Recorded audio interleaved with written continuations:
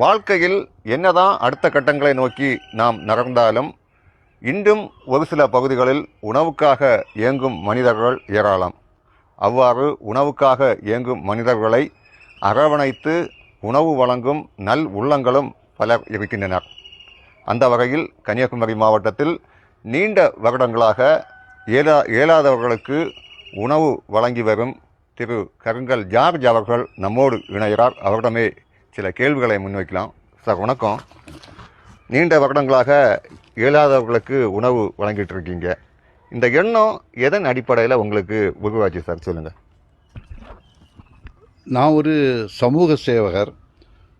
நாகர்கோவிலுக்கு என்னுடைய சேவையின் அடிப்படையில் செல்லக்கூடிய நேரங்களில் பேருந்து கட்டணம் மட்டும்தான் இருக்கும், சாப்பிட்றதுக்கு வாய்ப்பு இருக்காது. இவ்வளோ கஷ்டப்பட்டு தான் ஒவ்வொரு நாளையும் நாகர்கோவிலுக்கு போகக்கூடிய நாளுகள் சாப்பிட்றதுக்கு வாய்ப்பு குறைவாகத்தான் நான் பயன்படுத்திக்கிட்டு வருவேன். இது என்னுடைய அடிப்படை மனசில் இருந்துக்கிட்டே இருக்கும்.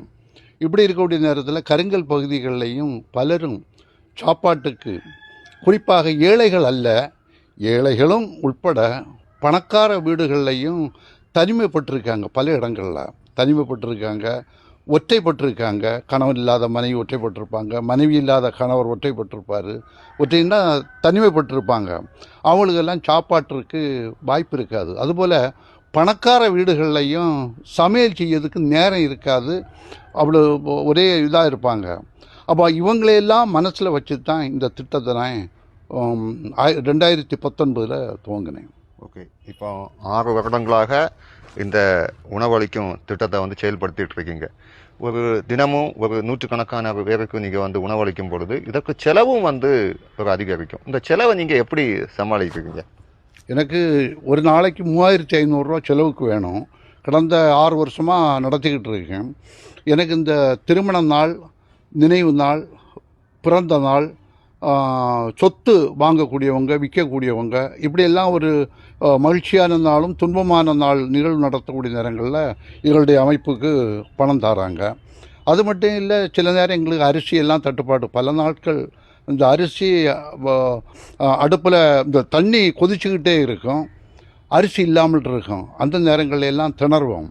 எங்களுக்கு ஒரு கத்தோலிக்க பாதிரியார், ஒரு ஒரு வட்டத்தில் உள்ள புனித அந்தோனியார் ஆலயத்தினுடைய குரு, அவர்கிட்ட நான் ஃபோன் பண்ணுவேன், என்னுடைய கஷ்டங்களை சொல்லுவேன்.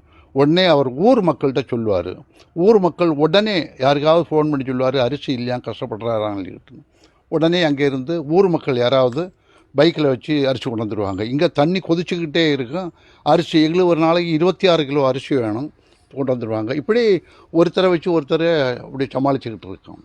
இப்போ இந்த நிகழ்வின் மூலம் வளரும் சமுதாயத்துக்கு நீங்கள் என்ன சொல்ல வரீங்க? ஒரே வரியில் சொல்லியதாக இருந்தால், அவரவர் குடும்பத்தில்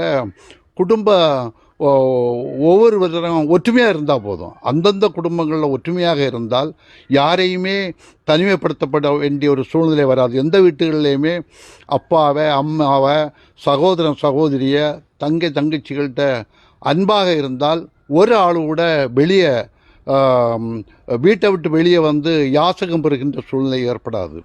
மட்டுமில்லாமல் இந்த நேரத்தில் நான் சொல்லிக்கொள்வது என்னவென்றால், ஒருவருக்கொருவர் அன்பை காட்டுங்க, அன்பை நேசியுங்க. எல்லாவற்றுக்கும் தமிழ்நாட்டிலே முதல் முறையாக நான் ஒரு தகவல் சொல்கிறேன்.